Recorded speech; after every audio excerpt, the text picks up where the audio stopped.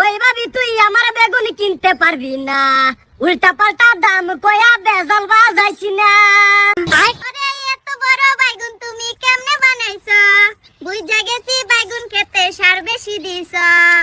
জুইরা এলাকার মাটির মধ্যে আছে অনেক গুণ, সেই গুণেতে বারে ভাবি আমারই বাইগুন।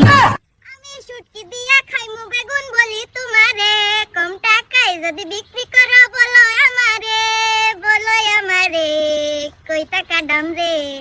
বাগুন খাইতে আইসো ভাবি জুইরা বাজারে, আমার ক্ষেতের কালা বাগুন দিমু তোমারে, হাই হাই দিমু তোমারে ভাবি 6 টাকা করে।